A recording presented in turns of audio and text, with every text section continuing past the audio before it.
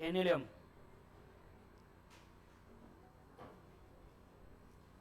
Okay, so last lecture जो है हमने डिस्कशन शुरू किया है, लास्ट नहीं बहुत लास्ट से पहले से एनएलएम का डिस्कशन शुरू किया है। एनएलएम का मतलब Newton's laws of motion, laws of motion जो एक्सप्लेन किए थे बाय न्यूटन। तो टॉपिक का डिस्कशन शुरू किया था from the first concept linear momentum. क्या होता है linear momentum? Product of mass into velocity is called as linear momentum, denoted by p, given by p equals to m into v, mass into velocity. ठीक है, then SI unit KG metre per second, dimensions L1 M1 T minus, very good, scalar vector है, directed in the same direction as that of velocity. उसके बाद में change in momentum, change in momentum में अगर body travel कर रही है same direction में तो चेंज इन मोमेंटम होगा m in bracket v minus u, लेकिन अगर रिबाउंड होकर वापस आ रहा है तो m in bracket v plus, अगर वेलोसिटी सेम है तो ट्वाइस ऑफ mu, अगर एंगल थीटा बन रहा है विद हॉरिजॉन्टल तो twice of mu cos of, very good. ठीक है, उसके बाद में इनर्शिया, क्या होता है इनर्शिया? मतलब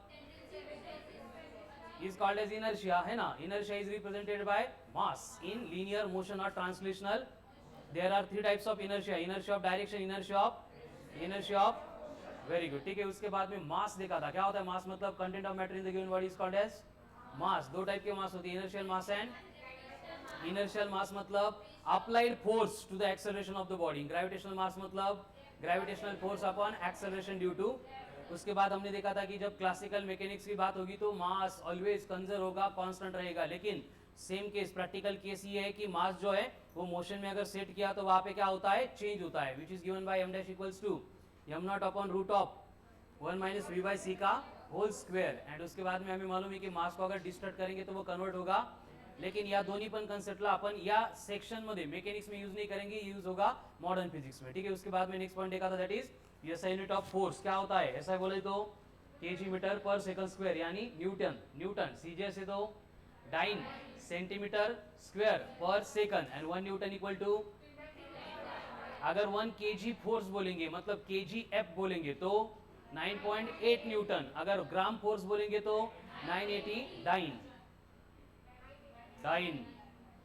ठीक है, उसके बाद में देखा था force due to variable mass यानी थ्रस्ट, कितना होता है? F equals to U into dm by dt। अगर मशीन गन बुलेट फायर कर रही तो बुलेट जो है मशीन गन के ऊपर थ्रस्ट एक्सर्ट करेंगे nmv, वॉल के ऊपर बुलेट जाके बम्बार्ड हो रही है तो कितना मोमेंटम इंपार्ट होगा?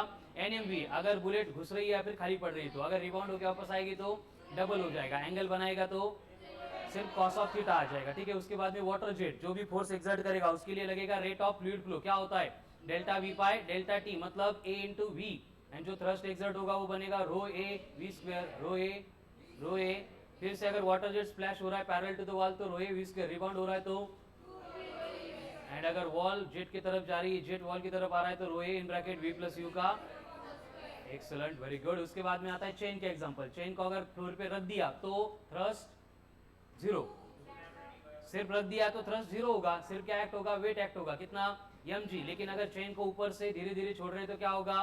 धीरे धीरे मास ऐड होता जाएगा, मतलब वहां पे थ्रस्ट एक्ट होगा which is given by u into D M by D T. उसको कैलकुलेट करने के लिए पहले y इतने हाइट पे dy इतना छोटा सा एलिमेंट लेंगे जिसका मास होगा m by l into D Y, that will be dm। फिर मास चेंज होगा इसलिए dm बाई डी टी बनेगा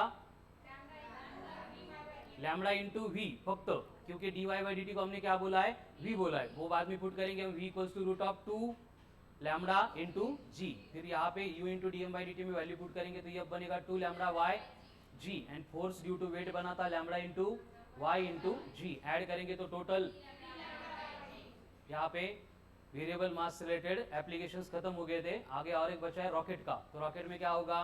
वही होगा thrust on rocket u into D M by D t. अगर ग्रेविटेशनल फ्री स्पेस में तो u into D M by D t by m represent करेगा एक्सेलरेशन, अगर ग्रेविटी में तो माइनस जी करना पड़ेगा, and velocity is given by v equals to v naught plus v r natural log of m naught by mi। इसको खत्म करके फिर आपने फोर्स के बारे में इंट्रोडक्शन शुरू किया था। क्या होता है फोर्स का? मतलब पुल और पुश, और वो होता है 4 टाइप का बेसिकली इन नेचर, जिसको हम बोलते हैं फंडामेंटल फोर्सेस इन नेचर। कौन से?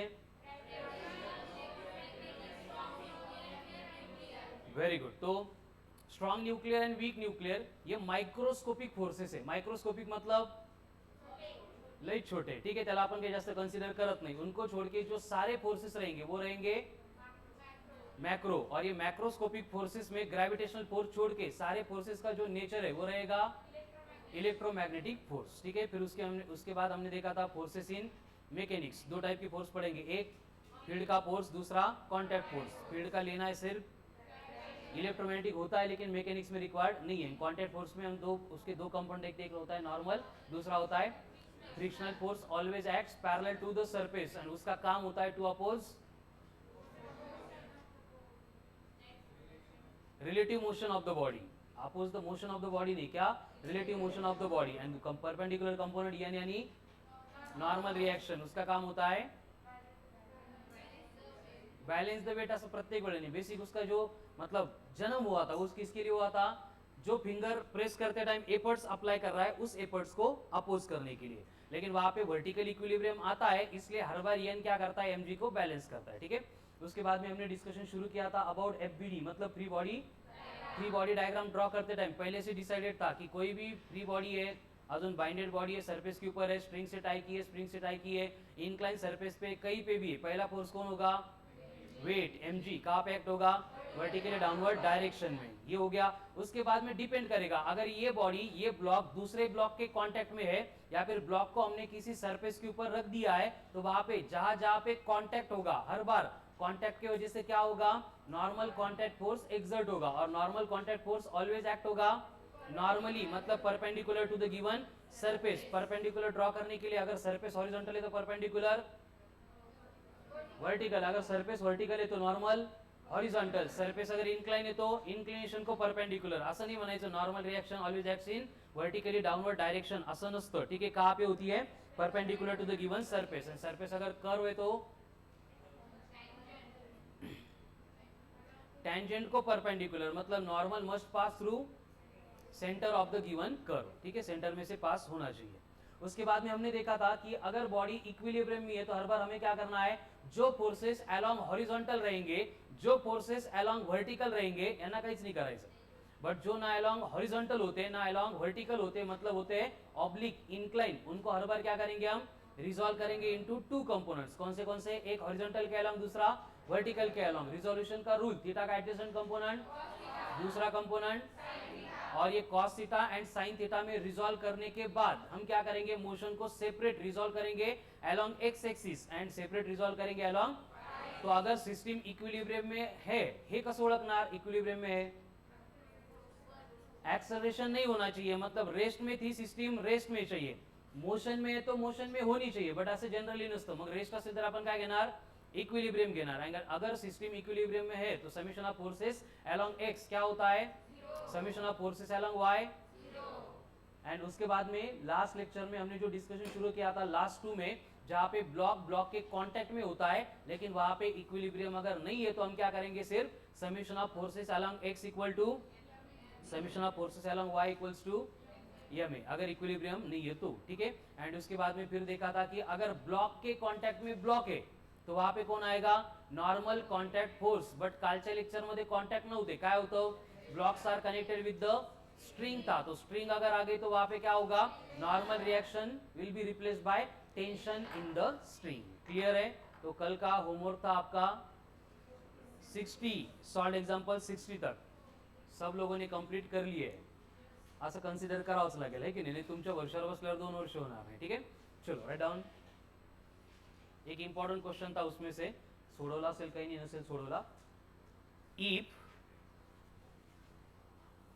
a balloon of mass m, balloon म्हणजे शिंगाचा फुगा है ना, balloon of mass m is moving in vertically upward direction, असं होतं का कधी, बलून वर जातो का, ठीक आहे, moving in vertically upward direction due to thrust of air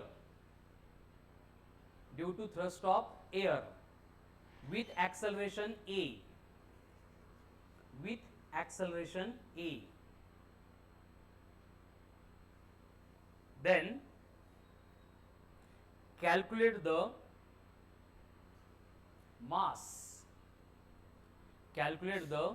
mass of the balloon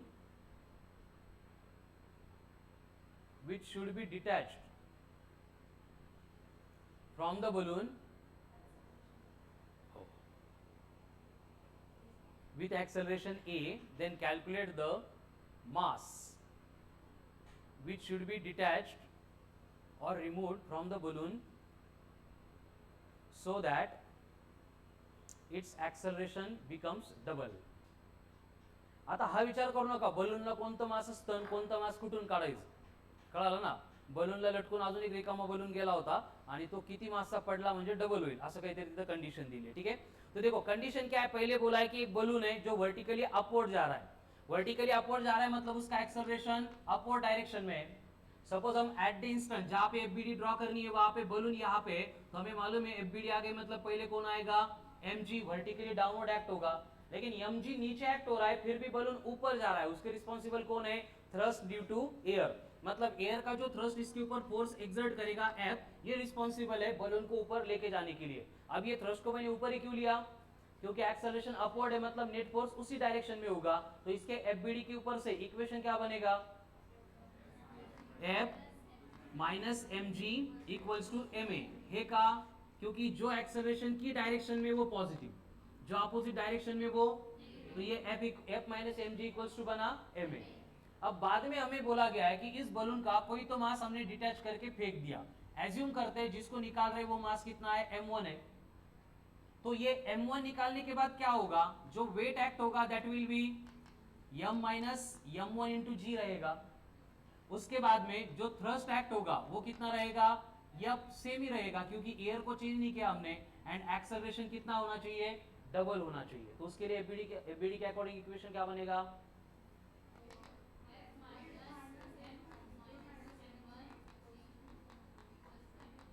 equals to ma या m minus m1 into 2a. काय चेंज झालं इक्वेशन मध्ये बघून घ्या एकदा. बस मास निकाल लिया ना, तो m माइनस m1 बन गया, एक्सेलरेशन डबल हो गया इसलिए a रिप्लेस बाय 2a है. तो अब दोनों को सॉल्व करके m1 कितना होगा कैलकुलेट करना है.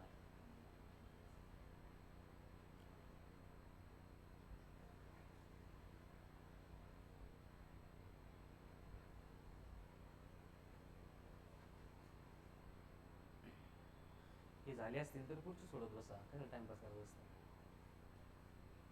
झाले निकाल 60 पर्यंत.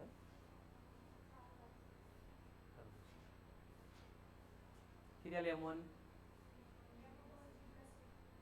m upon g plus a. a म्हणजे काय, एक्सेलरेशन. Very good.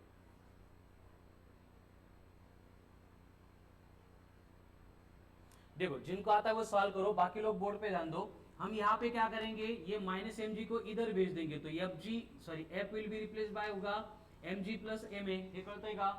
अभी इस इक्वेशन में मैं f की वैल्यू अगर पुट करूंगा तो ये बनेगा mg प्लस ma. अब ये g को अंदर मल्टीप्लाई करेंगे, माइनस को अंदर मल्टीप्लाई करेंगे तो क्या होगा, minus of mg, minus into minus plus m1g equals to क्या आएगा, ये m माइनस m1. इसको भी अंदर मल्टीप्लाई करेंगे तो twice of m into a minus twice of m1 into a. कळतंय का बघा. काय केलं आपण, फक्त f की वैल्यू फर्स्ट इक्वेशन से जो कैलकुलेट की थी यहाँ पे पुट कर दी. ओके. अभी क्या होगा आगे, यहाँ पे plus mg minus mg cancel. हमें कैलकुलेट क्या करना है, m1. तो m1 की टर्म्स को एक साइड में लेना पड़ेगा, मतलब ये प्लस ma इधर भेज देंगे, ये minus of twice of m1a इधर आएगा. तो ये m1g था प्लस कौन आएगा, twice of m1 into a equals to 2ma minus ma. अब यहाँ पे दोनों में से अगर m1 कॉमन लेंगे तो m1 इक्वल्स टू क्या आ गया, फिर ma divided by g plus twice of a.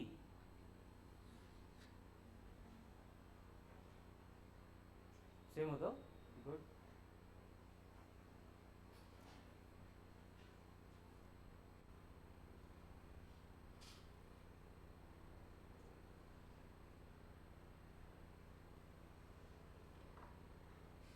Next कळलं का, इथं आपण डायरेक्ट ऍडिशन सबट्रॅक्शन केलं. इथपर्यंत सगळ्यांना कळालं होतं बरोबर. घोळ कुठं होते आपला, तिथंच ऍडिशन सबट्रॅक्शन.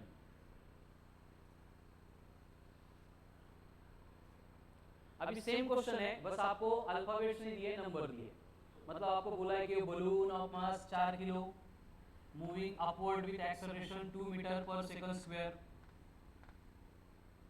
देन वहां पे कितना मास डिटैच करेंगे m1 कैलकुलेट करना है, so that acceleration become 4 metre per second square.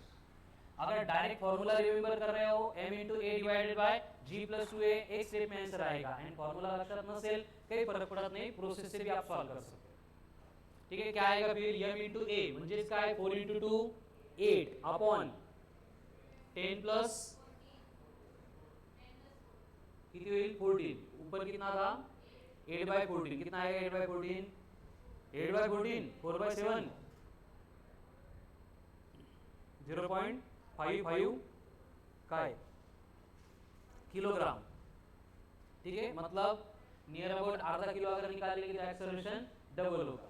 अब ये डबल के लिए केस मालूम हो गए. अगर उन्होंने बोला कि acceleration 10 metre per second square कब होगा, कैलकुलेट कर सकते हैं. यस और नो करा. Yes sir. फॉर्मूला कौन सा है m1 equals to ma upon g plus 2a.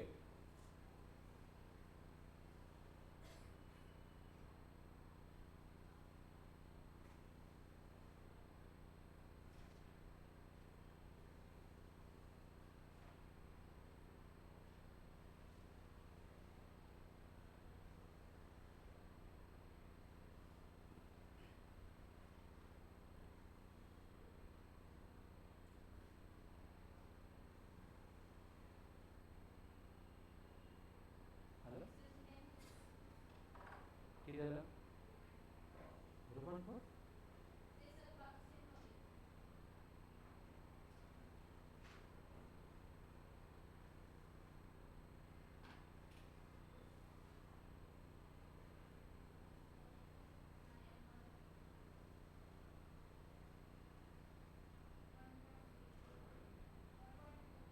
One 1.3 kilo.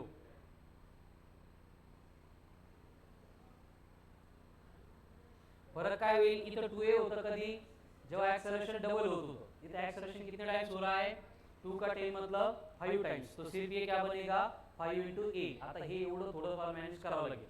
Balloon की जगह पे बोलेंगे पैराशूट, पैराशूट की जगह पे बोलेंगे हॉट एयर बलून, या फिर उल्टे बोलेंगे उल्टा हुआ पवन. ठीक है, तो हर बार हमें क्या करना पड़ेगा.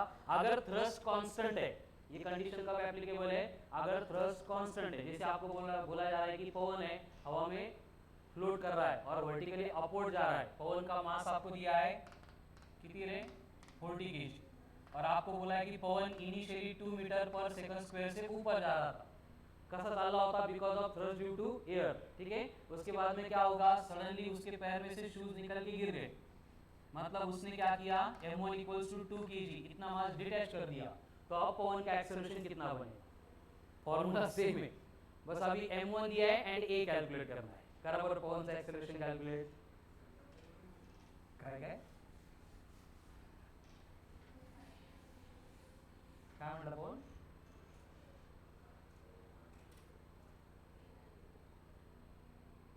दिशा बडबड नको करू.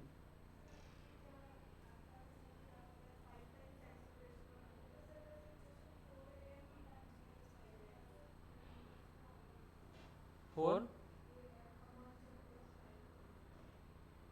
5 है ना, g प्लस 5 है होगा. हेलो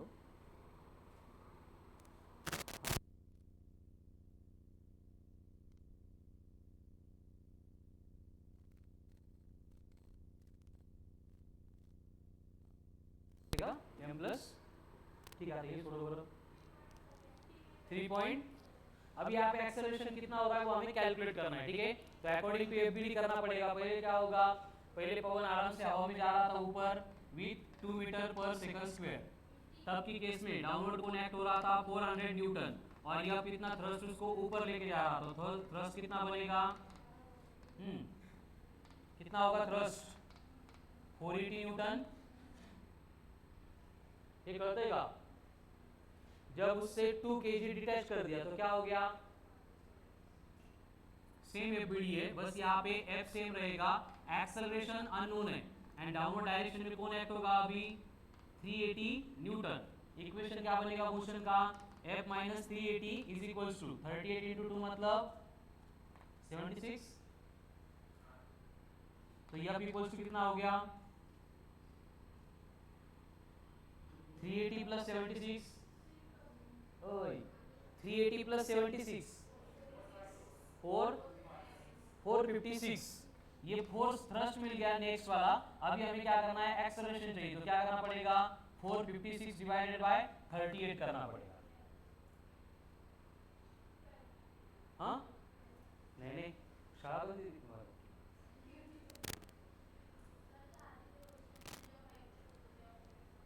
आता इक्वेशन सोडवलं तिथे कन्फ्यूज होतं फायनल फॉर्म्युल्यात इक्वेशन सोडवलं हे असंच एबीडी बनवून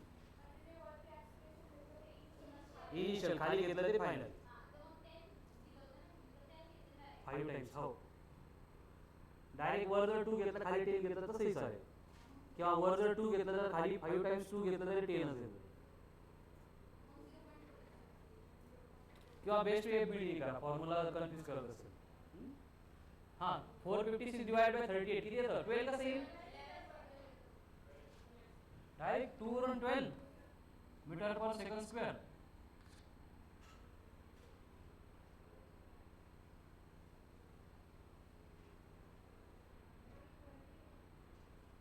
एक मिनट है, ये ए हमें मालूम ही नहीं था, एक मिनट ये अब मालूम था यहाँ पे, तो क्या होगा ये 480 minus 380 is equals to 38 into A, और हमें ए चाहिए तो कितनी आती है सब्ट्रैक्शन इनकी 100 बाय 38 इक्वल्स टू ए। अब करो 12 नहीं गेला तर तो कुठं जाईल, एस्केप होऊन जाईल ना, 100 अपॉन 38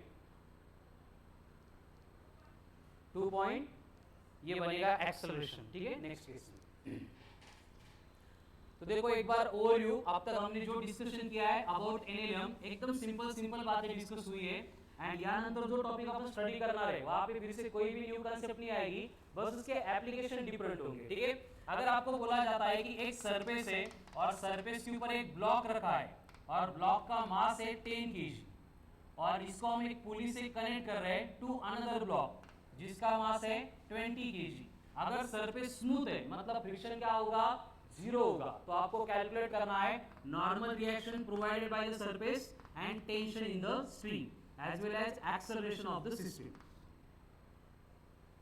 चलो करो कैलकुलेट कॉमन पास। अभी यहाँ पे क्या है, सिस्टम का इक्विलिब्रियम भी नहीं है, नॉर्मल रिएक्शन भी है, स्ट्रिंग भी है, मतलब सब कंबाइन हो रहे हैं यहाँ पे।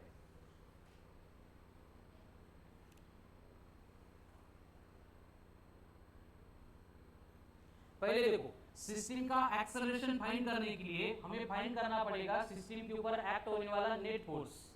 अभी नेट फोर्स कंसीडर करते टाइम इस सिस्टम को पुल करने के लिए रिस्पॉन्सिबल कौन रहेगा, ये 20 kg का वेट यानी 200 न्यूटन। हाथ सोडून अजून कोई सिस्टमला ओढतोय का, देखो ये सेकंड ब्लॉक भी खींचा जाएगा with the help of tension, लेकिन वो टेंशन प्रोड्यूस हो रहा है उसका रिस्पॉन्सिबल कौन है, ये 200 न्यूटन है। मतलब अगर एफबीडी ड्रॉ करनी है तो फर्स्ट ब्लॉक के लिए क्या होगा, सबसे पहले उसका वेट mg डाउनवर्ड, उसके बाद में normal reaction n1 upward, and इधर कौन एक्ट होगा t, ये किसके लिए फर्स्ट ब्लॉक के लिए। सेम वे अगर सेकंड ब्लॉक के लिए हम ड्रॉ करेंगे तो सेकंड ब्लॉक के लिए क्या हो रहा है, डाउनवर्ड डायरेक्शन में 200 न्यूटन, एंड अपवर्ड कौन एक्ट हो रहा है, टेंशन इन द स्प्रिंग। मतलब टेंशन इन द स्प्रिंग जो है यहाँ पे एंड यहाँ पे ऐसे एक्ट होगा तो वो कैंसिल करेगा, मतलब सिस्टम के ऊपर एक्ट होने वाला नेट फोर्स सिर्फ कितना है 200 न्यूटन। तो हमें कैलकुलेट करना है एक्सेलरेशन। एक्सेलरेशन का फॉर्मूला होता है नेट फोर्स अपॉन नेट मास, यानी टोटल मास। कितना है नेट फोर्स एंड नेट मास कितना है 6.67 मीटर पर सेकंड स्क्वायर। ये आ गया सिस्टम का एक्सेलरेशन। क्लियर है। आगे हमें क्या कैलकुलेट करना है, टेंशन। अब यहाँ पे टेंशन कैलकुलेट करने के लिए सिस्टम अगर इक्विलिब्रियम में होती हम डायरेक्ट लिखते T equals to 200 newton, but system equilibrium में है क्या, मोशन में। कैसी सिस्टम की मोशन, मतलब ये डाउनवर्ड आएगा विद ए और ये आगे जाएगा विद ए। करो calculate tension and normal reaction. काय 70 न्यूटन आणि हे n1 100, दूसरा कोई है नहीं। मतलब देखो क्या होगा, ब्लॉक जो है ये वाला ब्लॉक, फर्स्ट वाला ब्लॉक ना तो वर्टिकली अपवर्ड जा रहा है ना तो वर्टिकली डाउनवर्ड आ रहा है। मतलब यहाँ पे हम लिख सकते हैं कि इस वाले डायग्राम में summation of forces along y कितना है, इसका मतलब जो पॉजिटिव y के अलोंग है वो प्लस, जो नेगेटिव y के अलोंग है वो इक्वल टू, यानी n1 इक्वल्स टू mg हो गया। m कितना दिया था 10, यानी n1 बनेगा 10 into 10 यानी 100 न्यूटन। तो एक्सेलरेशन आ गया, देन n1 आ गई, अब बचा t। यहाँ से कैलकुलेट करो या फिर यहाँ से कैलकुलेट करो, ठीक है।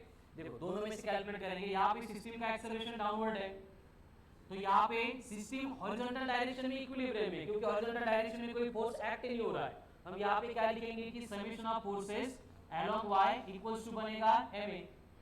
अब y के अलोंग समेशन ऑफ फोर्सेस करना है, तो जो एक्सेलरेशन की डायरेक्शन में वो पॉजिटिव, जो ऑपोजिट डायरेक्शन में वो नेगेटिव। मास कितना था 20 इनटू a कितना है 6.67। अब t कितना आएगा फिर माइनस t इधर जाके प्लस t 200 माइनस कितना होगा 66 का डबल 132 133.4। ठीक है चल, तो t इक्वल्स टू कितना आ रहा है 76.6 न्यूटन, ये आ गया t।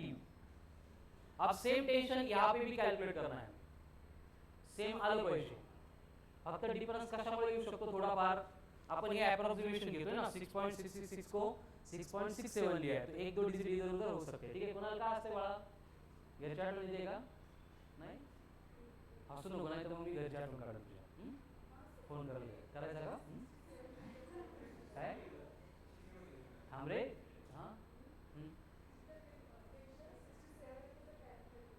67 येतं, एवढा मोठा डिफरन्स नाही आला पाहिजे, हो का ऋतुजा सबट्रॅक्शन चुकली म्हणता तुझी, 66 यायला पाहिजे 66.6 करा बरं। बाकीचे कोणी सबट्रॅक्शन करतच नाही, क्रॉस चेक लिहून छापून घेताय का फक्त तू एकटा हुशार है बेटा, त्यामुळे तुला बाजूला बसवले आपण। अभी आगे देखो, यहाँ पे चाहिए, यहाँ पे क्या होगा, टेंशन जहाँ पे वहीं पे एक्सेलरेशन है, यानी ये क्या बनेगा t is equals to ma। m कितना है 10, a कितना है 6.67, तो टेंशन कितना आ गया 66, यहाँ पे भी कितना है 66.667 मतलब 7, ठीक है।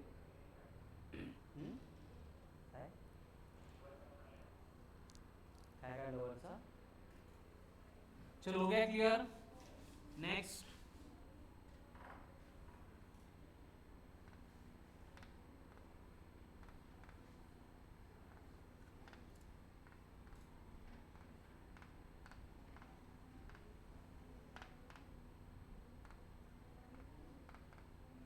चलो इन दोनों के बिटवीन की रिएक्शन फाइंड करनी है। Find normal contact force between two blocks.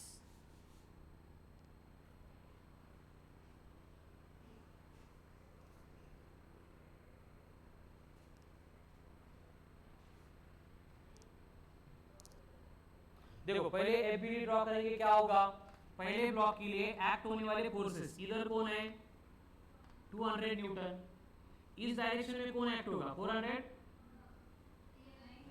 Mug are, then downward कौन एक्ट होगा एंड अपवर्ड कौन एक्ट होगा N1। इसके लिए एबीडी यहाँ पे कौन है 400, यहाँ पे कौन होगा फिर से नीचे कौन है एंड ऊपर कौन होगा N।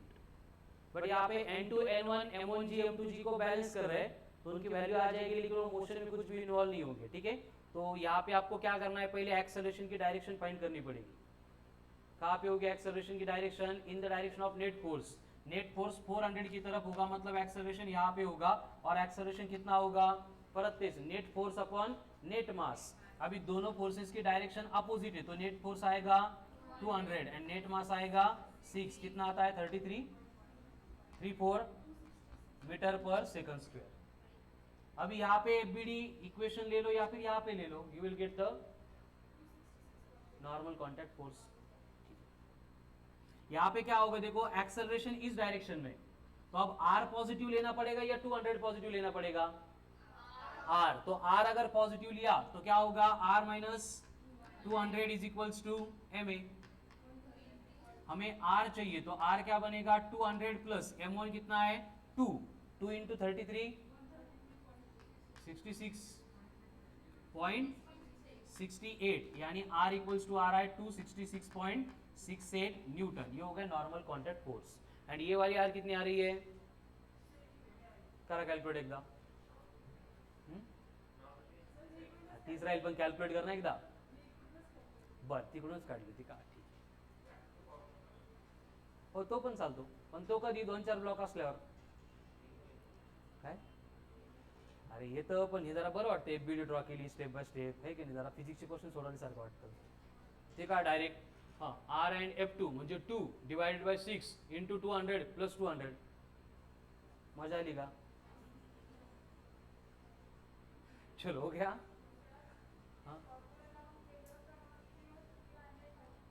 हो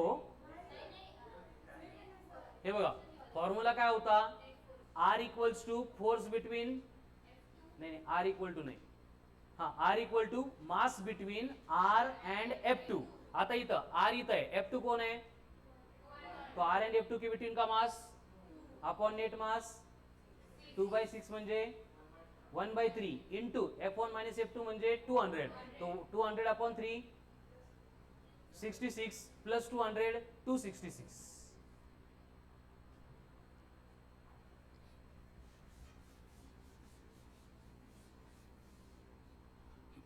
क्लियर। अभी आज हमें नेक्स्ट टाइप के क्वेश्चन का डिस्कशन शुरू करना है, that is spring related problem. अब स्प्रिंग रिलेटेड प्रॉब्लम में क्या होगा, देखो नया कुछ भी नहीं होगा, कंसेप्ट वही होगी। सबसे पहले हमने देखा था कि अगर ब्लॉक दूसरे ब्लॉक के कांटेक्ट में है तो कांटेक्ट फोर्स, लेकिन दो ब्लॉक को कनेक्ट करने के लिए अगर हम स्ट्रिंग का यूज करेंगे, स्प्रिंग नहीं स्ट्रिंग, रोप, डोरी, तो वहां पे क्या रिप्लेस होता था, टेंशन। अभी भी सेम केस होगी, मतलब ब्लॉक्स को हम कनेक्ट करेंगे और कनेक्ट करने के लिए कौन आएगा, स्प्रिंग आएगी। मतलब फर्क क्या पड़ना है, जब ब्लॉक के कांटेक्ट में ब्लॉक है तो आर लेते नॉर्मल कॉन्टैक्ट फोर्स, जब blocks connected with the spring है तो टेंशन लेते, टी लेते, एंड अभी स्प्रिंग आएगी तो क्या लेना पड़ेगा, स्प्रिंग फोर्स। बाकी जे आपले रूल्स है, वेट आएगा mg इन वर्टिकली डाउनवर्ड डायरेक्शन, सरफेस जो कॉन्टैक्ट में वो नॉर्मल रिएक्शन प्रोवाइड करेगा विच इज इन वर्टिकली, असं नहीं, perpendicular to the given surface. उसके बाद में अगर स्ट्रिंग रहेगी एखादी तो टेंशन, टेंशन ऑलवेज एक्ट होगा away from the body, vertically नहीं, अवे फ्रॉम द बॉडी, ठीक है। एंड अगर वहां पे ब्लॉक के कांटेक्ट में ब्लॉक आएगा तो normal contact force which is again normal to the given surface, ते सेमच राहील। फक्त अगर कोई block connected with the help of spring दिया है तो वहां पे क्या होगा, स्प्रिंग का फोर्स एक्ट होगा। अब ये स्प्रिंग का फोर्स मतलब क्या होता है, उससे पहले स्प्रिंग माहिती आहे सगळ्यांना कशी असते, अशी असते, बरोबर है। ये हो गई स्प्रिंग की इक्विलिब्रियम पोजीशन, क्या ये इक्विलिब्रियम पोजीशन, मतलब इसकी जो एक्चुअल लेंथ है एल वही है, मतलब इसका एक्सटेंशन कितना हुआ है, एक्सटेंशन 0 है, इसका मतलब इक्विलिब्रियम में, या फिर इक्विलिब्रियम में इसका मतलब एक्सटेंशन, एंड याचाच अर्थ काय असतो, एक्ट होने वाले सभी फोर्सेस भी 0 है, ठीक है। अगर सेम स्प्रिंग को हम एक साइड में ऐसे फिक्स कर देते, उसके बाद में हो स्प्रिंग का कहती, स्प्रिंग कहते का तुला, देखो सेम स्प्रिंग है, अभी हम क्या कर रहे हैं, इस स्प्रिंग को एक ब्लॉक कनेक्ट कर रहे हैं, थोड़ा पकड़ायला सोपं जावं म्हणून, ठीक है। अभी हम इस ब्लॉक को पकड़ के अगर स्प्रिंग को इस डायरेक्शन में फोर्स अप्लाई करेंगे तो स्प्रिंग का क्या होगा,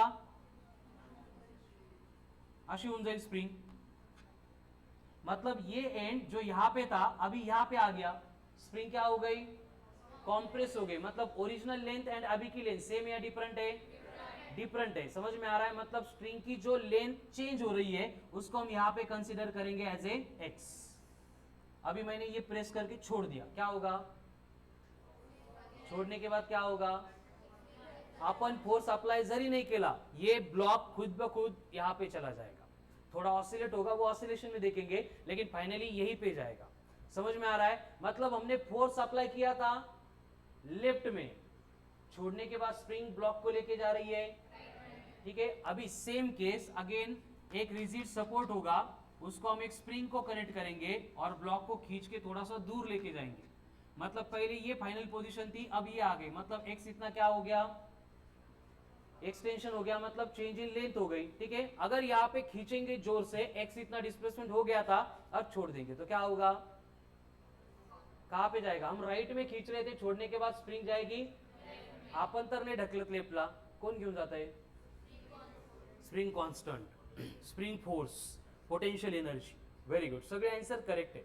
बट एक्चुअल में क्या होता है देखो, फिजिक्स का सबसे इंपॉर्टेंट पहला rule, every work done will get stored in the form of and energy nether be created nor be destroyed but it can be only converted from one form to another form, and therefore work is nothing but energy in flow. मतलब while energy changing its form from one form to another form, in between what happens, that is known as very good, work done. मतलब क्या होता है कि universe की जो total energy वो constant है, वो बस क्या करती है, अपना फॉर्म चेंज करती रहती है, और ये फॉर्म चेंज करने के बिटवीन जो होता है हम उसको वर्क डन बोलते हैं. तो वर्क डन क्यों होता है?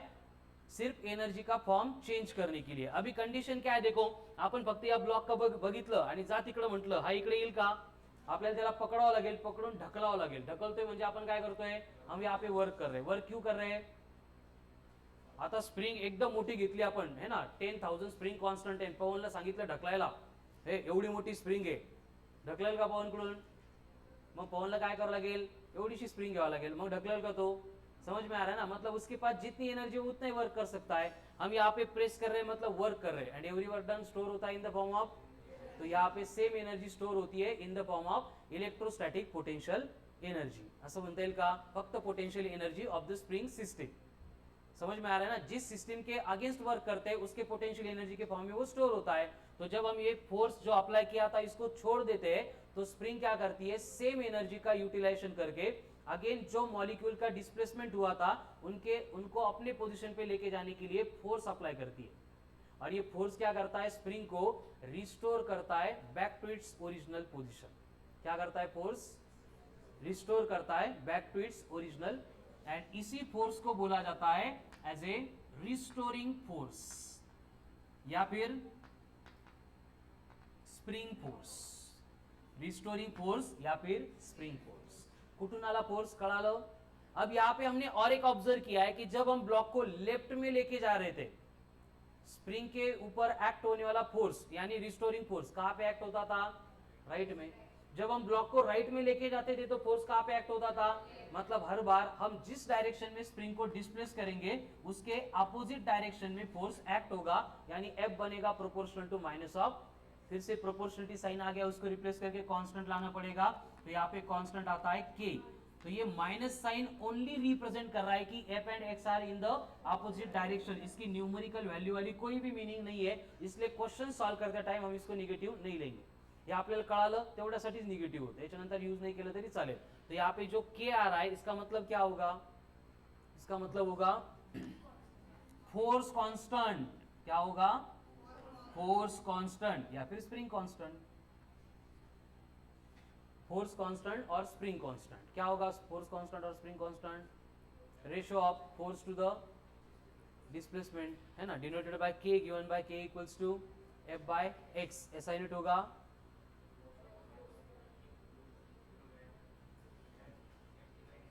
Newton per metre. क्या होगा? Newton per metre. डायमेंशंस होंगे m1 t-2. ठीक है, रिटर्न.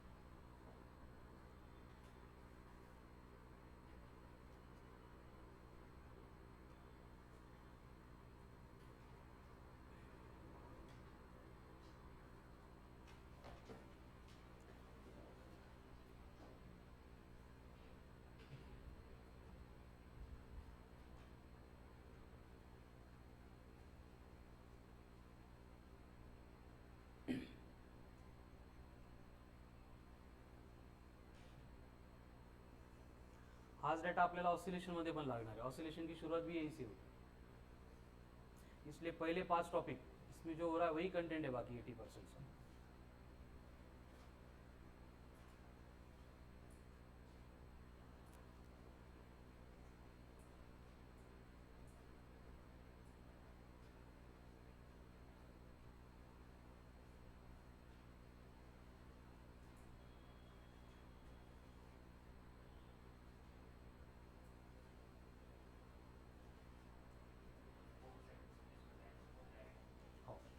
यहाँ पे बस फाइनल में लिखो कि negative sign indicates that force and displacement are always in the opposite direction. हे स्टेटमेंट खूप इंपॉर्टंट आहे. आता सिंपल वाटतं लिहायला, जब क्वेश्चन सॉल्व होंगे तो एफ की डायरेक्शन के एक्स की डायरेक्शन कहाँ पे लेनी है वो डिपेंड करेगा किसके ऊपर, फोर्स के ऊपर नहीं, स्प्रिंग का होने वाला डिस्प्लेसमेंट के ऊपर. अगर उसको कॉम्प्रेस कर रहे तो के एक्स एक्सपांड करेगा एंड हम एक्सपांड कर रहे तो के एक्स कॉम्प्रेस करेगा. ठीक आहे, हो गया. हे बाकी एसआय नीट वगैरे हे सगळं कळतं तुम्हाला. ओके, चला बोर्ड पे ध्यान दो.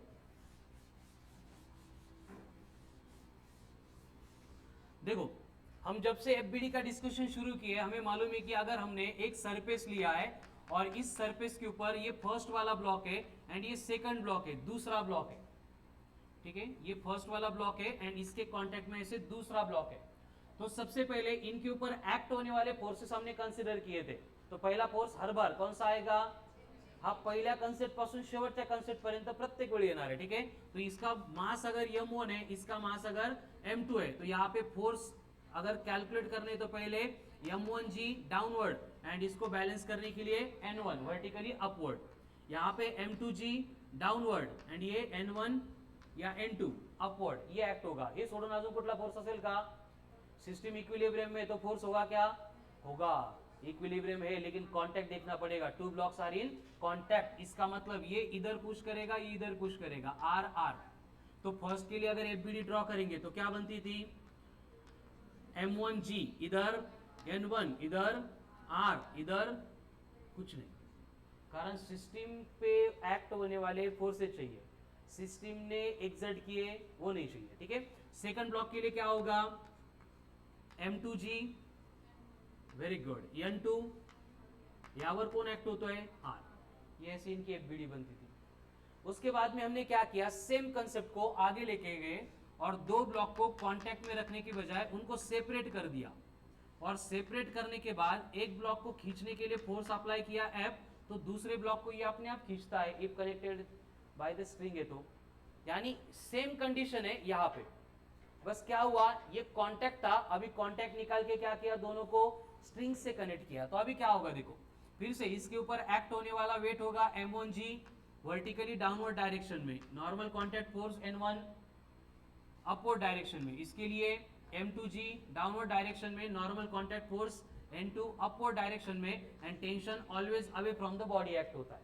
यानी सेपरेट एफबीडी ड्रॉ करेंगे इस ब्लॉक के लिए तो क्या होता है देखो कि ये m1g था, ऊपर कौन है n1, इसको छोड़ के और कोई फोर्स है क्या, कौन है, देखो यहाँ पे कौन एक्ट होता था, r, यहाँ पे कौन है, टेंशन. मतलब अगर कांटेक्ट था तो नॉर्मल कांटेक्ट फोर्स, कांटेक्ट छोड़ दिया स्ट्रिंग लेके आ गए तो tension in the string. Same way ये सेकंड ब्लॉक के लिए भी क्या होगा, ये m2g है, ऊपर कौन रहेगा, n2, ये अप्लाइड फोर्स F, ये तो आपल्यावर डिपेंड है, अपन अप्लाई केला है. एंड यहाँ पे और एक कौन आएगा, मतलब यहाँ पे एंड यहाँ पे सिर्फ डिफरेंस क्या हो रहा है, जहाँ पे R थे उनको रिप्लेस करने के लिए यहाँ पे T आ गया.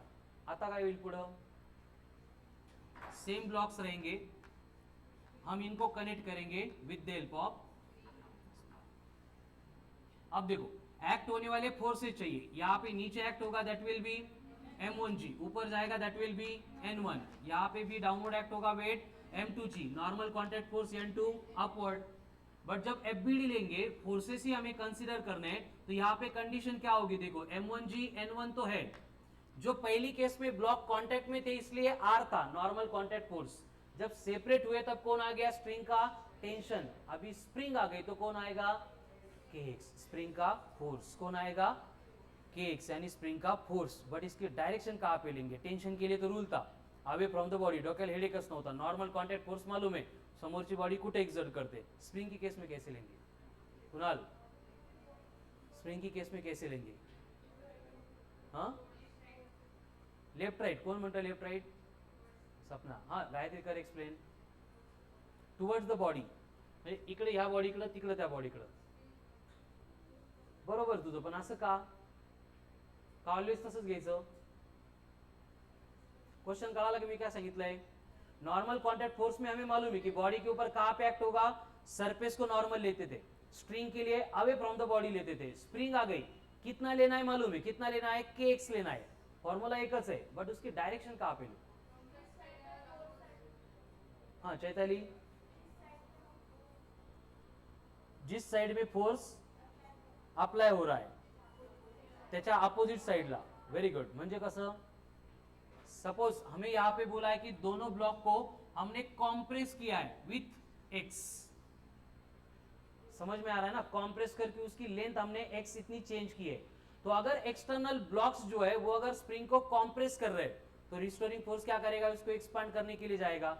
मतलब अगर ये केस में अगर हम बोल रहे हैं कि वो कॉम्प्रेस कर रहे हैं तो इसके ऊपर एक्ट होने वाला के एक्स इधर होगा, इसके ऊपर एक्ट होने वाला के एक्स इधर होगा. हे कळतंय का बघा एकदा.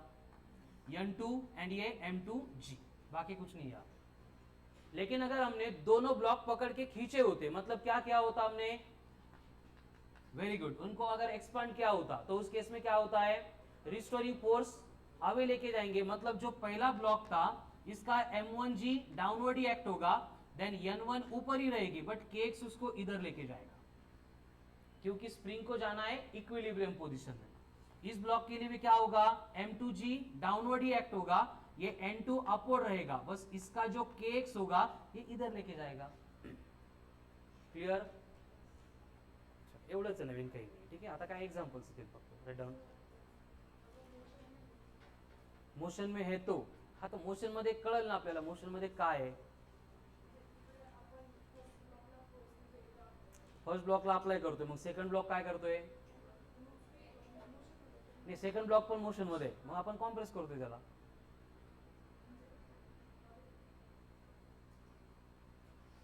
एक्झाम्पल मध्ये क्लिअर होईल. थांब, पहिले हे समजलं का.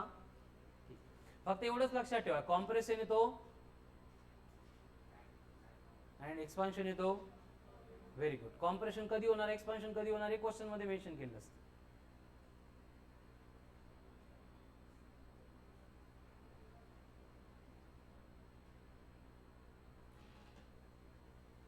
करू राव.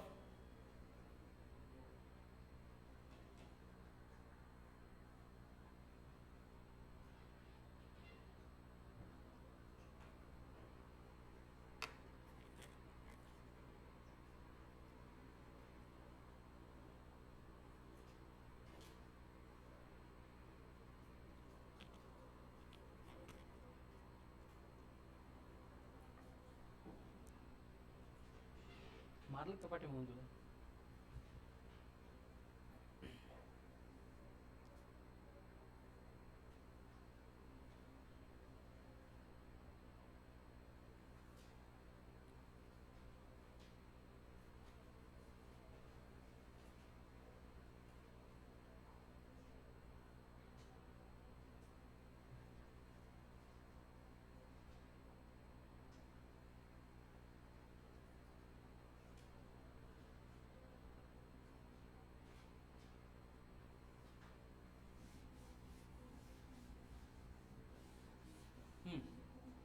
आपको बोला है एक ब्लॉक है, ये दूसरा ब्लॉक है, ये 5 किलो का, ये 10 किलो का, connected with the spring of spring constant 500 Newton per metre. पवन कळतं की काय के म्हणजे. Very good. ठीक है, और आपको फाइंड करना है क्या फाइंड करना है, फोर्स. कौन सा, due to spring, force due to spring if both blocks, Nikita आता व्यवस्थित बघा, both blocks are displaced by 0.5 metre in same direction.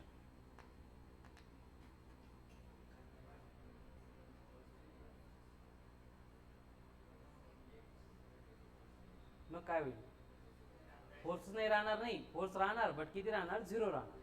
Nikita कळलं का. मग क्वेश्चन वाच.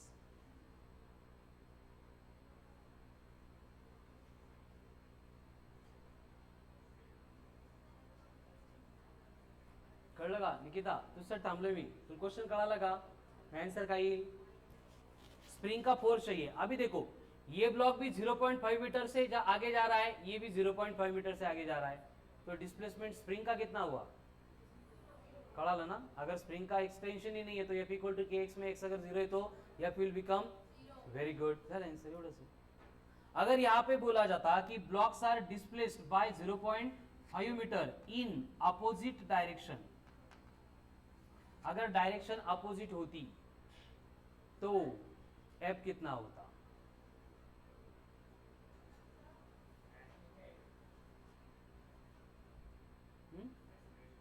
नहीं, इक्विलिब्रियम में बस एक्सटेंड करके रखा है उनको, इक्विलिब्रियम में. कितनी? 500. कैसे? अब अपोजिट डायरेक्शन में डिस्प्लेस हो रहे हैं म्हणजे हा ब्लॉक 0.5 इकडं, हा ब्लॉक 0. तो स्प्रिंग का एक्सटेंशन कितना हो रहा है? इधर का 0.5 प्लस इधर का 0.5 1. तो F इक्वल्स टू क्या होता है? K into x. K कितना है? X कितना है? हो गया. निकिता थोडं थोडं कळते आता? नाही नाही, एकदम नाही कळायला पाहिजे, थोडं थोडं कळायला पाहिजे. बरोबर आहे पवन? असं लगेच कळालं की मग फिजिक्सचं स्टेटस काय राहील ना, थोडा वेळ लागला पाहिजे.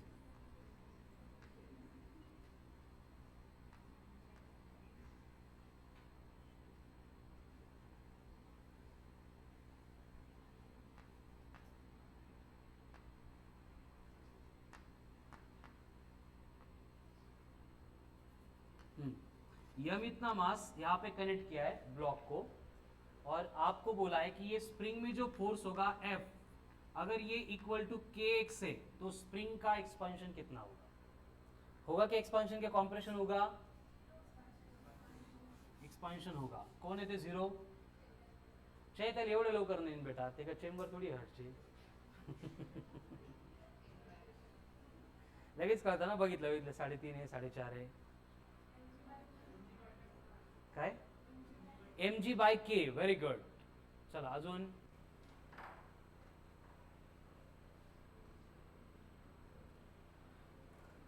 क्वेश्चन कडे बघून विचार करू नका, प्रोसेस सुरू करा. mg by k. बार ठीक है, सगळ्यांना झालंय. अब बोर्ड पे ध्यान दो. सबसे पहले हम ब्लॉक के लिए अगर एपीडी ड्रॉ करेंगे तो ब्लॉक के लिए क्या हो रहा है? नीचे एक्ट हो रहा है mg. यहाँ पे जो टेंशन होगा वो बनेगा T0. ये ब्लॉक की सिस्टम के लिए. सिस्टम इक्विलिब्रियम में, मोशन नहीं है. इसका मतलब हम यहाँ पे लिख सकते हैं summation of forces along y 0 है, जो प्लस y के अलोंग है वो पॉजिटिव, दूसरा negative. T0 minus mg equal to, तो T0 इक्वल्स टू कितना आ गया? m into g. क्लियर? अभी सेम कंडीशन अगर हम ये सिस्टम को अप्लाई करेंगे तो ये सिस्टम कैसी देखो, नीचे T0 एंड ऊपर ये स्प्रिंग का T, ये स्प्रिंग का T कितना है? कळतंय हे बघा, दोन स्प्रिंग ओढताय ना, इधर भी T इधर भी T, सेम ही होगा. नीचे कोण होगा? T0. याला असं ड्रॉ करा किंवा तुम्हाला बरं वाटावं म्हणून असं ड्रॉ करा. ठीक है? बट फिर भी हम जब summation of forces along y equal to 0 लेते हैं, दोनों एक डायरेक्शन में, तो उनको एक ही लाइन के अलोंग कंसीडर करके ऐड करते हैं, तो ये क्या बनेगा? 2t minus T0 equal to 0. तो T equals to T0 by, ये क्लियर है? बट T0 कितना था? तो T कितना हो गया? इतपर्यंत क्लियर है? अभी सेम कंडीशन यहाँ पे स्प्रिंग पे लेके आएंगे, क्योंकि इधर तो टेंशन थ्रू आउट सेम रहेगा. स्प्रिंग को नीचे कौन खींच रहा है? हा T अपन घेतला होता ना, हा स्प्रिंग, और उसको ऊपर कौन लेके जाएगा फिर? मतलब स्प्रिंग के लिए क्या होगा? kx इक्वल्स टू, तो kx equals to mg by 2, तो x equals to mg by 2k. व्यवस्थित बघून घ्या. 5 मिनिट बघायला, 5 मिनिट समजायला लागले तरी चालेल. डिफरंट काहीच नाही आहे, पण सगळं डिफरंट. कळलं का बेटा?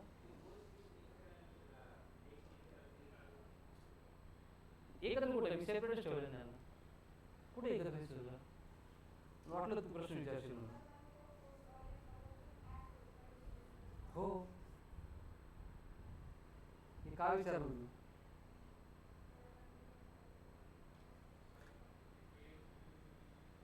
kx इक्वल्स टू mg का घेतलं? T का घेतलं? स्प्रिंग है कि नहीं स्प्रिंग? बात सिर्फ स्प्रिंग की चल रही है. तो ये स्प्रिंग है, इधर कौन खींच रहा है उसको, एक्सटेंड कौन कर रहा है? T. लेकिन इसका रिस्टोरिंग फोर्स ऊपर लेके जाने वाला है.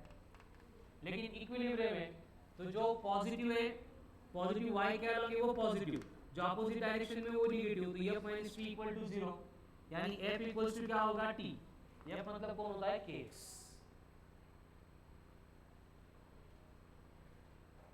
प्रॅक्टिकली आतापर्यंत जरी तर स्प्रिंग नसते आपण याला टीच म्हटलो असतो, एक स्टेप एक्स्ट्रा करली बस, टी रिप्लेस बाय kx।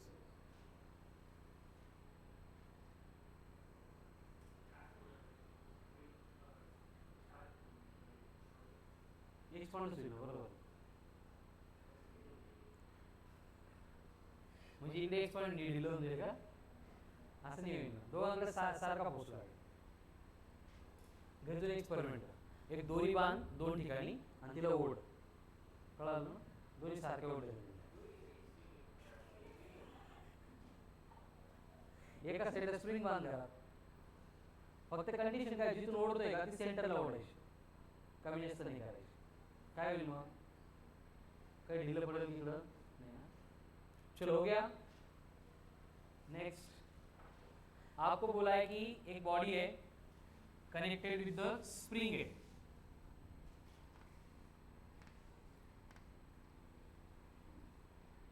इसका मास है 50 kg, इसका मास है 100 kg, और ये बॉडी ट्रैवल कर रही है with 10 metre per second square. अगर हम इधर खींच रहे हैं इसको विथ 500 न्यूटन, ये 10 kg का 500 न्यूटन, ए का एक्सेलरेशन दिया है आपको 10, तो बी का एक्सेलरेशन कितना होगा। नवीन काहीच नाही क्वेश्चन मध्ये आहे, ते सगळं रिपीटेशन आहे, बट क्वेश्चन अशा पद्धतीने विचारता की सगळं कन्फ्यूज झालं पाहिजे। 50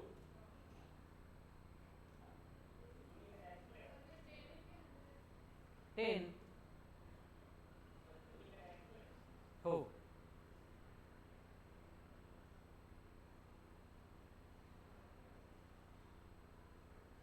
लिहून घेतोय का, काल कुठं होता, कॉलेजला आता काय करतो,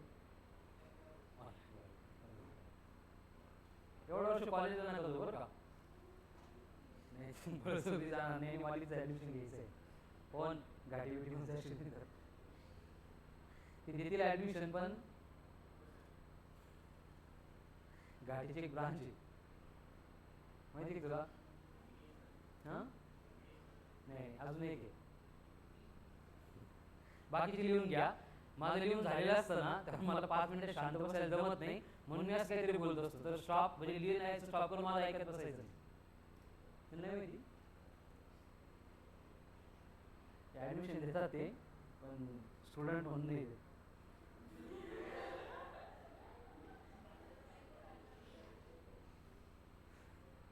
चलो हो गया, देखो कितना आ रहा है, 10 kg का एक्सेलरेशन, 50 आलं होतं कोणाचं, 50 आहे, बरं अजून किती काय एक्सेलरेशन,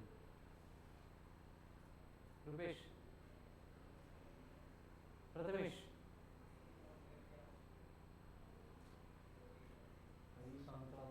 देखो फर्स्ट ब्लॉक है, इसके लिए अगर फ्री बॉडी डायग्राम ड्रॉ करेंगे, म्हणजे कोणतीच कांसेप्ट यूज नहीं करायची, जनरल एबीडी की कांसेप्ट से आंसर आता है।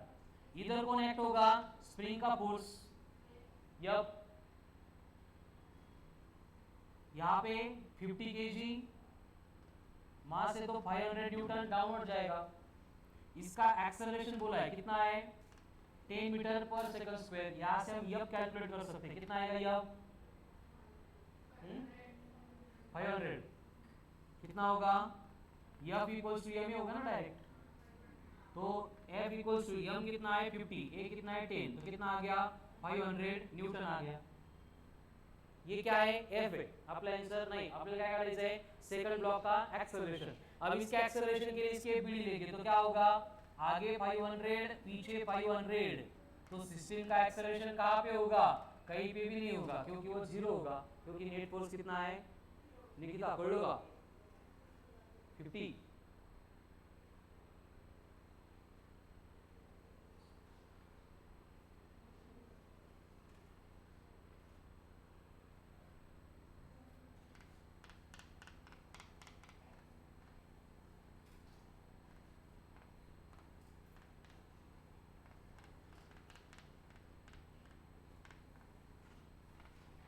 Calculate extension in the spring. Extension in the spring. इथं टेन्शन आहे, आर आहे, स्प्रिंग फोर्स काही फरक पडत नव्हता. फक्त एफबीडी येत असेल तर हे जाईल सरळ.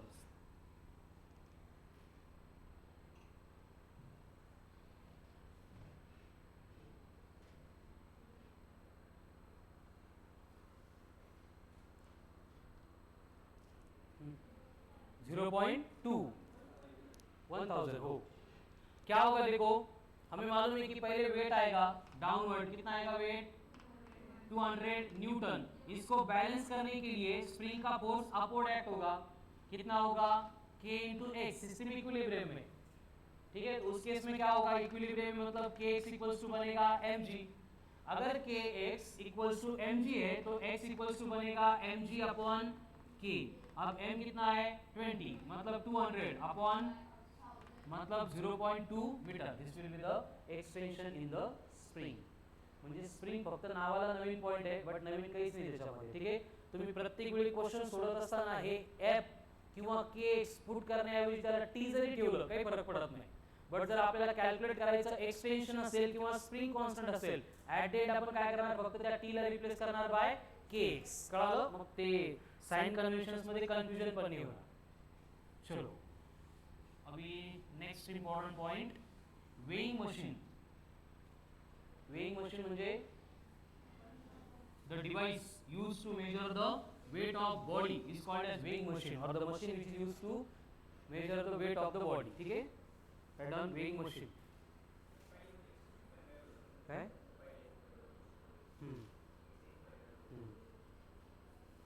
अब बोलो, जो वेइंग मशीन होती है वो मास मेजर करती है या वेट मेजर करती है? असं वाटतं आपल्याला, पण ती मास पण मेजर करत नाही, वेट पण मेजर करत नाही. जसं फॉर एक्झाम्पल आपला हात आहे, तो जर आपण वेइंग स्केलवर ठेवला, सेकंड केस मध्ये हाताने वेइंग स्केल जोरात दाबली, दोनों केस में वेट डिफरेंट रहेगा या सेम रहेगा? का बरं? वेट बदललं काय हाताचं? नाही, फोर्स कुठं आपल्या वेटचा प्रश्न झाला ना. वेट बदललं का हाताचं? 2.5 किलो का 5 किलो हो गया क्या? हो, तर तेच ना. मग वेट बदललं का हाताचं? तरी पण रीडिंग डिफरंट आली. याचा अर्थ वेइंग मशीन वेट मेजर करत, तर काय मेजर करत? अप्लाइड फोर्स का जो नॉर्मल कॉन्टॅक्ट फोर्स होता है वो मेजर करता है. कळलं ना? तर आपण असं म्हणतो की weighing machine measures apparent wait. And apparent wait मतलब जो अपीयर होता है, होता नहीं बट अपीयर होता है. अपीयर क्यों होता है? क्योंकि नॉर्मल कॉन्टॅक्ट फोर्स उसका अपीयरेंस देता है. कळलं ना? जसं आपण पाय हवेमध्ये असेल तो पण आपल्याला वेट कळत नाही आहे की नाही म्हणून, जमिनीवर ठेवला की मग कळतं आपल्याला. बरोबर आहे का? नॉर्मल रिएक्शन नहीं मिलती है ना. ठीक है. चलो write down. Weighing machine measures apparent weight, that is normal contact force.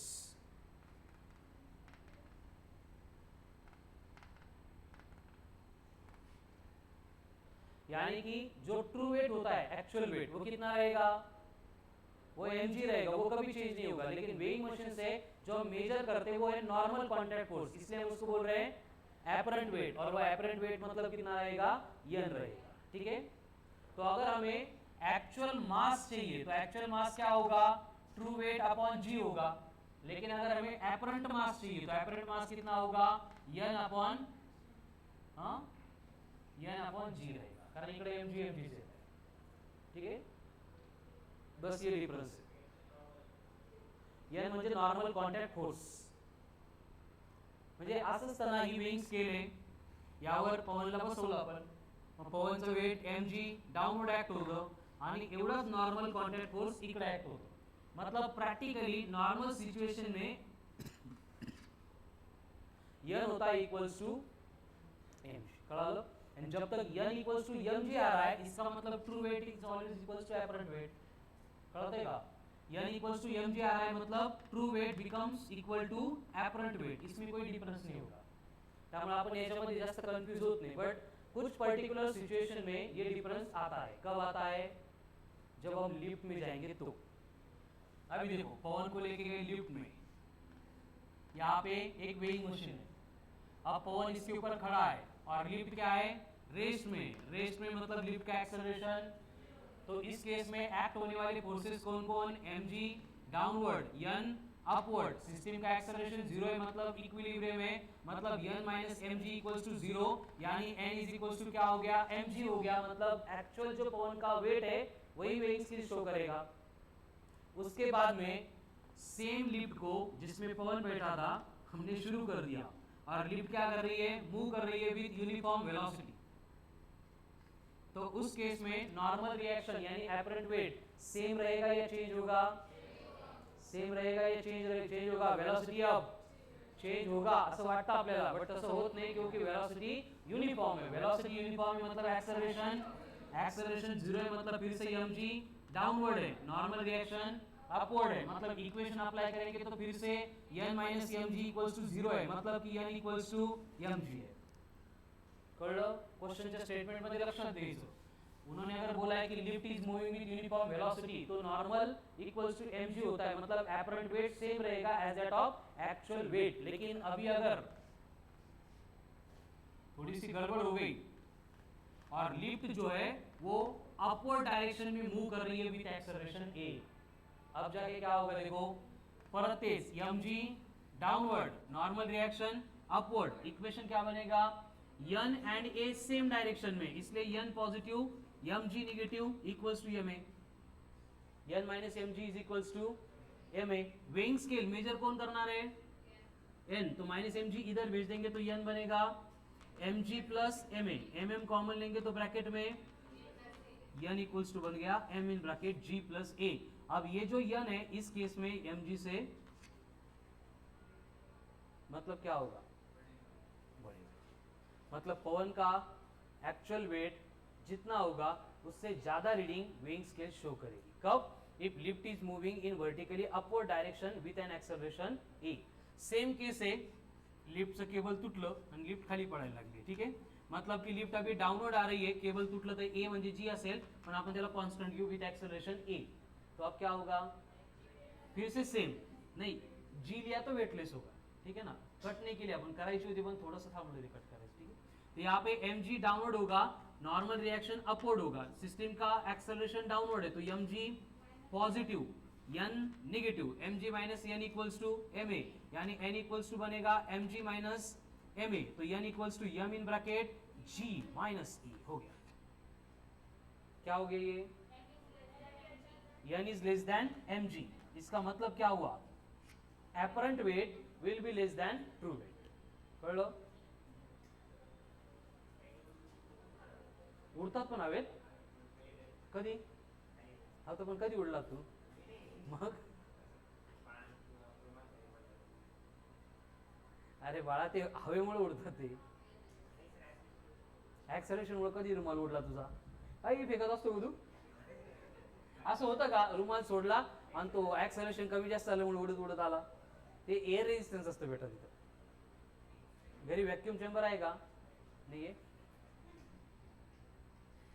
Vacuum cleaner असतो, सॉरी वैक्यूम चेंबर नहीं है।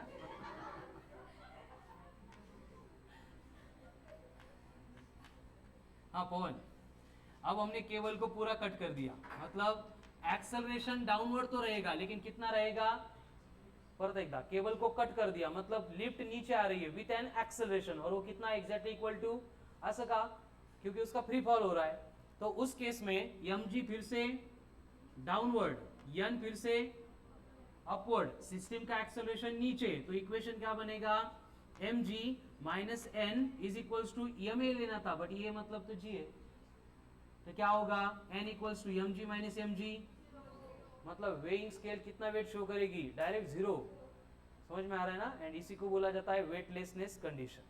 क्या हो गया ये, वेटलेसनेस कंडिशन। आणि इथं अजून पवननी पुढचा गिअर टाकला आणि lift A which is greater than G इस एक्सेलरेशन से नीचे आ रही है, तो क्या होगा, वेट निगेटिव होईल का, काहीतरी मोठा गोळ होईल, काय होईल सांगा, नाही हवेत तर इथंच उडायला लागला, लिफ्ट पडून जाईल, नाही लिफ्ट इथं पण पडणार आहे, लिफ्ट इथं पण पडणार आहे, सगळीकडे लिफ्ट पडणारच आहे, नाही नाही इथं पण आदळणारच आहे बेटा, फ्री फॉल होतोय, केबल कट केल्यात, पवन जाणार आहे त्यात काही डाऊट नाही आहे। हां व्हेरी गुड, पवनचा आन्सर ऐका, यासाठी मी पवनचा आन्सर ऐकत असतो, सांग पवन, बॉडी वर जाऊन चिटकून जाईल. बघा नॉर्मल कंडीशन काय है, हमारे ऊपर एक्ट अरे बड़बड़ निकिता, हमारा एक्सेलरेशन कितना है g है, लिफ्ट का एक्सेलरेशन g से ज्यादा हो गया, मतलब हमारे कंपैरिजन में लिफ्ट फास्ट नीचे आ रही है. कळतंय का? मतलब एग्जांपल के लिए जितने टाइम इंटरवल में हमारे बॉडी का डिस्प्लेसमेंट 2 मीटर हो गया, लिफ्ट का डिस्प्लेसमेंट 4 मीटर हो जाएगा, क्योंकि उसका एक्सेलरेशन ज्यादा है, मतलब वेलोसिटी ज्यादा होगी. तो उससे क्या होगा, हम नीचे से फ्लोट करके ऊपर जाएंगे आणि वरती मग अटकलो की मग लिफ्ट आपल्याला खाली घेऊन जाणार. कळालं ना? तो ये केस थोड़ा सा इसके ऊपर ध्यान दे दो. ये जो पवन नीचे हुआ करता था, अब ये पवन इधर आके छिटक जाएगा.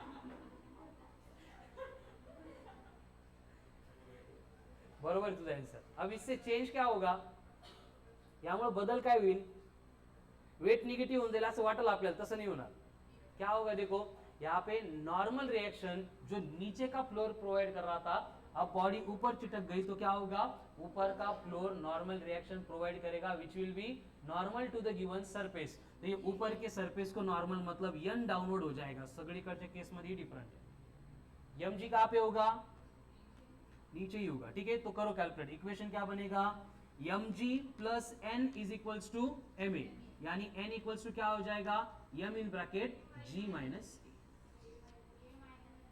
ओ ए माइनस जी. का बरं, व्हेरी गुड.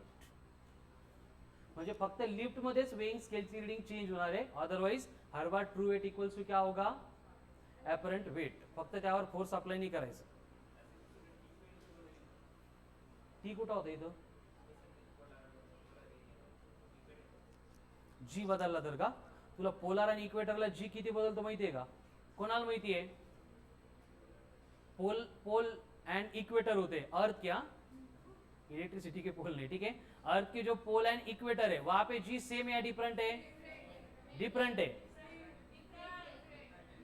किती लोकांना वाटतं डिफरंट आहे, गायत्री किती डिफरंट आहे, म्हणजे आपल्याकडे 9.8 घेतो आपण, इक्वेटरला किती घेतो, संस्कृती डिफरन्स किती आहे,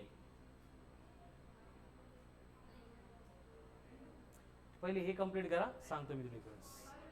रे प्रत्येक केस मध्ये मी 2 केस सांगितले, एक पोलला आणि एक इक्वेटरला. म्हणजे एक लक्षात घ्या, इक्वेटर पे एंड पोल पे एक्सेलरेशन ड्यू टू ग्रेविटी का जो वेरिएशन है वो सबसे ज्यादा है. वेरिएशन म्हणतोय मी, मतलब सबसे ज्यादा एक्सेलरेशन ड्यू टू ग्रेविटी कहां पे है, acceleration due to gravity highest कहां पे, इक्वेटर एंड पोल के कंपैरिजन में.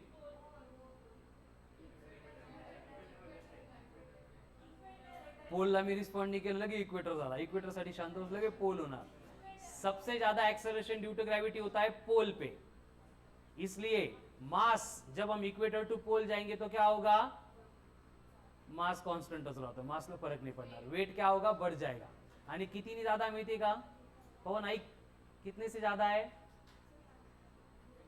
0.034 मीटर पर सेकंड स्क्वेअर. कळलं का, हो किती है, 0.034. एंड अर्थ थोड़ी चपटी है, उसकी वजह से क्या है, रेडियस एट इक्वेटर थोड़ी ज्यादा है एज कंपेयर टू पोल, तो उससे वजह से भी क्या होता है, थोड़ा सा डिफरेंस आता है. एक आता है अर्थ के रोटेशन का जिसको अपन बोलते हैं लैटिट्यूड का, दूसरा आता है अर्थ के कर्वेचर का मतलब शेप का, और वो कितना है, very good, 0.018 metre per second square. म्हणजे चपटी earth and rotation of earth दोनों के इफेक्ट कंसीडर करेंगे तो भी डिफरेंस जो आ रहा है एक्सेलरेशन ड्यू टू ग्रेविटी में वो कितना आता है, 0.052. आणि काय बदल घडणार इकडं, 9.6 म्हणतो नालायक. ठीक आहे, झालं लिहून सगळ्यांचं, ये होगी वेइंग मशीन. हे लिहून घ्यायचं होतं, मग कसं लिहिलं आपण बोर्डवर, हो गया. Next point, spring balance. Spring balance काय असतं, स्प्रिंग बॅलन्स म्हणजे तराजू नाही, वजन काटा बी नाही, तेच तेच तेच बरोबर आहे, त्याला स्प्रिंग बॅलन्स म्हणतात. तराजू वजन काट्यामध्ये डिफरंट असतो. ठीक है, स्प्रिंग बैलेंस में क्या होता है, very good, tension in the spring वहां पे मेजर होता है. ठीक है ना, वरती अटकवून मोजत नाही का आपण, लहान बाळ,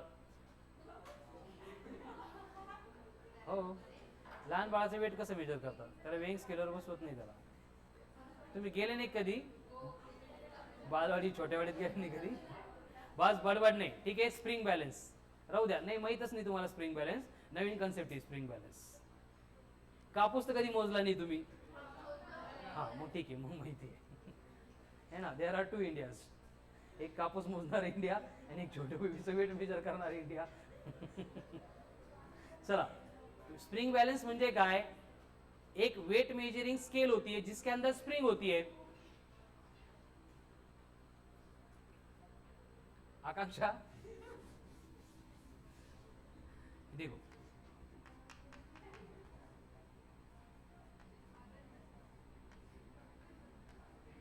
ये असं माहिती है, हुक असतं याला, हाँ यही होता है स्प्रिंग बैलेंस.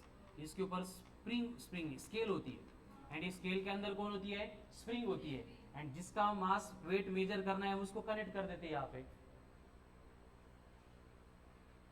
प्रिया बडबड नको करू बेटा, ना मला काही फटकन डोक्यात येतं, मी कंट्रोल नाही झाले, काही बोलतो पण म्हणजे क्लासमध्ये बरं नाही वाटत. काय झालं, काय बडबड करताय तुम्ही, काय थांबा. तो हाँ ये ब्लॉक है, इसका मास यम है, क्या होगा, वेट mg डाउनवर्ड एक्ट होगा. जितना वेट mg डाउनवर्ड एक्ट होगा उतना ही टेंशन अपवर्ड एक्ट होगा. इक्विलिब्रियम में आती है सिस्टम, है ना, तो ये T इक्वल्स टू क्या रहेगा, mg. लेकिन यही टेंशन जब स्प्रिंग के लिए लेंगे तो ये डाउनवर्ड एक्ट होगा. समझ में आ रहा है ना, मतलब स्प्रिंग को एक्सपांड करने के लिए, एक्सटेंड करने के लिए रिस्पॉन्सिबल कौन है, इसलिए spring balance measures tension in the spring. Spring balance क्या करता है, म्हणजे आतापर्यंत कोण होतं, वेइंग मशीन, जो क्या मेजर करती थी, normal contact force. Spring balance क्या मेजर कर रहा है, टेंशन. दोनों की केस में एपरेंट वेट ही मेजर हो रहा है, लेकिन डायरेक्टली मेजरमेंट यहाँ पे हो रही है टेंशन में, टेंशन की, वहां पे होती थी नॉर्मल कॉन्टैक्ट फोर्स की. क्लियर है, तो ये T is equals to mg हो गया नॉर्मल केस में. लेकिन फिर से हम ये स्प्रिंग बैलेंस को लिफ्ट में लेके जाएंगे एंड पवन का वेट मेजर करेंगे, क्या होगा, फिर से सेम केस का रिपीटेशन. स्प्रिंग बैलेंस से अगर रेस्ट में एक्सेलरेशन 0 है तो क्या होगा, T is equals to mg होगा. कहते हैं का mg डाउनवर्ड एंड ये tension in the string upward रहेगा. सेकंड केस में आता लिफ्ट एंड पवन माहित झालं तुम्हाला, ठीक है. काय होईल, मूविंग विथ यूनिफॉर्म वेलोसिटी बोला है, तो क्या होगा, अगर वेलोसिटी यूनिफॉर्म है तो एक्सेलरेशन 0 हो जाएगा. एक्सेलरेशन 0 है मतलब क्या होगा, mg डाउनवर्ड एंड यहाँ पे टेंशन अपवर्ड. एक्सेलरेशन 0 इसलिए और कुछ नहीं आएगा, यानी फिर से ये बनेगा T is equals to mg. यहाँ पे भी T इक्वल्स टू mg, यहाँ पे भी T इक्वल्स टू mg. लेकिन अगर हमने थर्ड केस में जो लिफ्ट थी उसको अगर अपवर्ड डायरेक्शन में लेके जा रहे हैं हम विथ एक्सेलरेशन a, तो क्या चेंज होगा, देखो mg downward, tension T upward, system का एक्सेलरेशन भी, तो इक्वेशन क्या बनेगा सिस्टम का, T एंड a सेम है, तो यहाँ पे लिखता हूं मैं T minus mg is equals to ma, मतलब T इक्वल्स टू बनेगा m in bracket g plus a. अभी हमें मालूम है कि स्प्रिंग बैलेंस मेजर करता है टेंशन को. टेंशन बढ़ गया मतलब स्प्रिंग बैलेंस जिस वेट को मेजर करेगी, एपरेंट वेट, उसकी रीडिंग भी बढ़ जाएगी. कब, when lift is moving in vertically upward direction with an acceleration e. Same way जब लिफ्ट डाउनवर्ड आ रही है विथ एक्सेलरेशन a, तो फिर से mg डाउनवर्ड होगा, टेंशन T अपवर्ड होगा.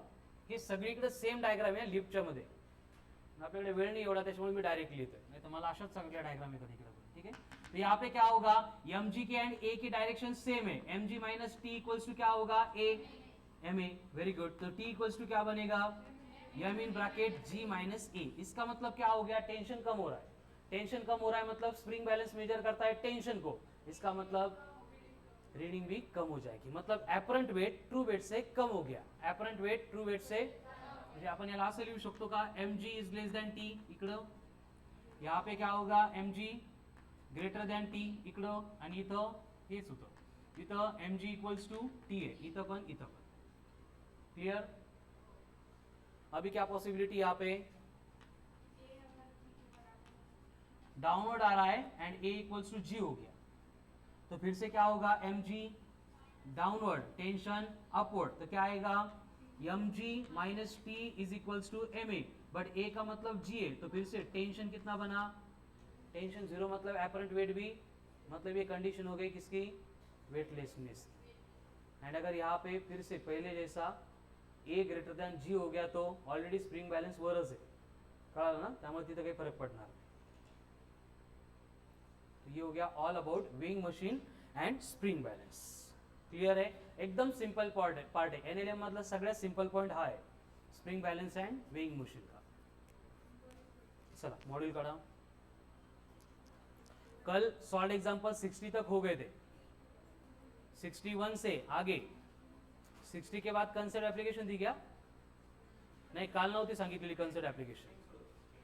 हाँ चलो 61, 62, 63, 64, 65, पवन बघत चला ऐका, 66, 67, 68, 69, हाँ बस 68 सॉल्व एग्जांपल है, उसके बाद में कंसेप्ट एप्लीकेशन 4। तो आज का होमवर्क है सॉल्व एग्जांपल्स